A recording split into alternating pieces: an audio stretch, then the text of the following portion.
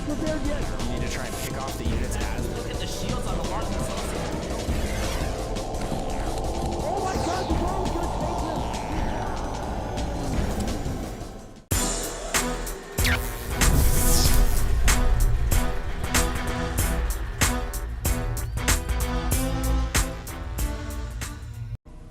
Hey everybody, I am Artosis. Alongside me is Tasteless. How you doing, Tasteless? I'm doing good, man. How are you doing? I am doing excellently because I get to cast NightEnD, our red Protoss in the top right, against Tarson, our blue Terran in the bottom left.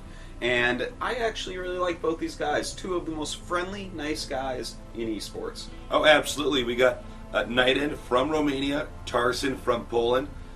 Both these guys have a lot of experience in RTS esports before StarCraft 2, so it's good to see them duking it out here today.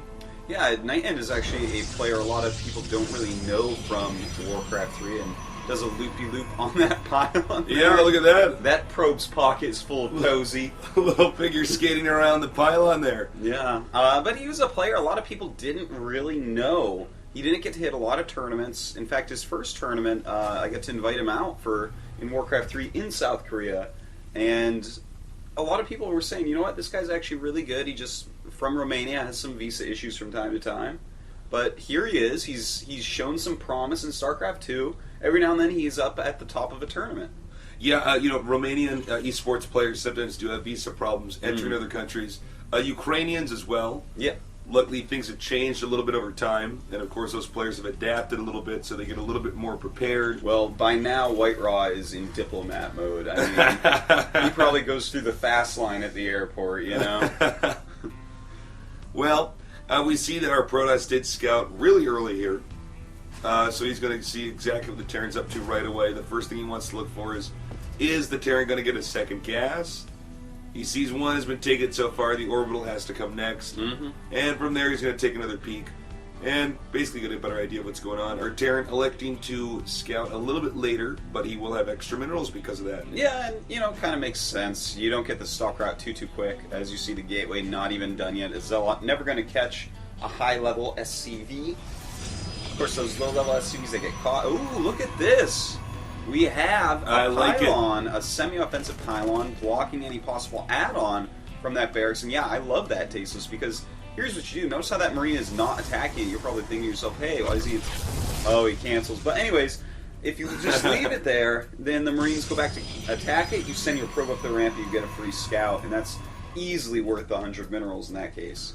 Yeah, well, I mean, one thing he's doing as well is he's denying a tech lab, which if it was going to be used for a Reaper, the Reaper's going to get out much later. Yeah. Or upgrades. Yeah. Like concussive shell. And I have no beef against spending a good 100, maybe even 150 minerals in the early game to really get a feel for what your opponent's doing as Protoss. Well, pylons can be used not just for economics, but for offense and intel as well. I mean, they're very cheap. They build themselves, and they can be made anywhere.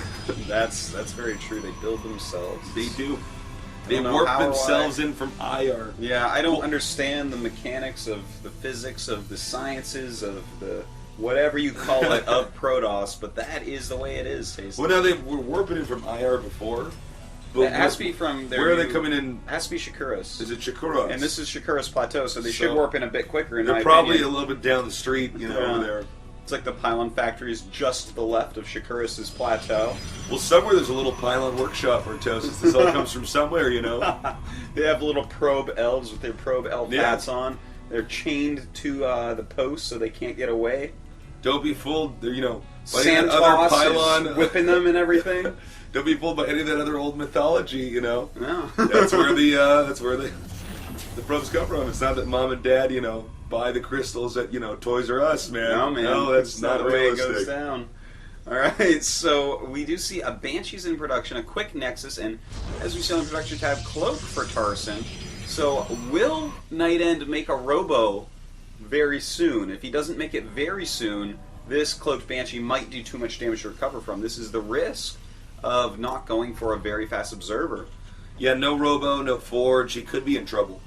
That's why this build from Terran is so strong, is because if Protoss doesn't prepare for it, you just lose. You can't just do a DT rush. And here it is. Yeah, there is that Robo. So he should be getting some observers out now. Will he make one observer or two observers? Will he send? Of course, the first observer will be sent right to Terran's base. But if that's too far away and the Banshee gets there, that can be problematic as well. So you have to have plans for that. The Banshee moving out along the bottom side of the map does not want to be scouted till he gets there. Okay, he's in pretty good position here. Our Protoss is. Yep. He looks like he's aware of the possibility of this rush occurring. Yeah, has some stalkers in some intelligent locations preparing for the Banshee. And here the Banshee comes tasteless. Cloak is almost done. Yeah, he timed this out pretty well, giving it a nice flight path so that it would get in here as Cloak finished. And here he goes, 1 probe, 2 probe. And it looks like it should be 3 here. No, he's going to go for a sentry. Interesting choice. And just going to damage all the sentries. 1 sentry does go down. And I'm not sure how much more is he going to get. He does get that second sentry, so killing 2 sentries for a Banshee, it's pretty good. It's pretty good. You know, I think if he shot more probes, it might have been better. I tend to agree with you. I mean, killing off 200 worth of gas of sentries is nice, but they take a lot of hits. You can kill a lot of probes in that time. But anyways, second Banshee is coming out. Trying to sneak in with this first Banshee once again. Nope, not going to happen. A little bit premature there. Yeah, a little bit premature there with that, the second Banshee dipping in there. Now here comes our second Banshee. And this Banshee going to get a few probe kills, but will it be taken out by these stalkers? Oh, man! And he gets away. Ooh. Ooh. Yeah. Alright, a couple more gates going up. Notice everything has stabilized for NightEnD. He's got his Robo Bay. And over here we just have pretty standard by Tarson. He's getting his siege mode and some siege tanks. Looks like he's going to go for a little bit of a Korean-style siege tank marine.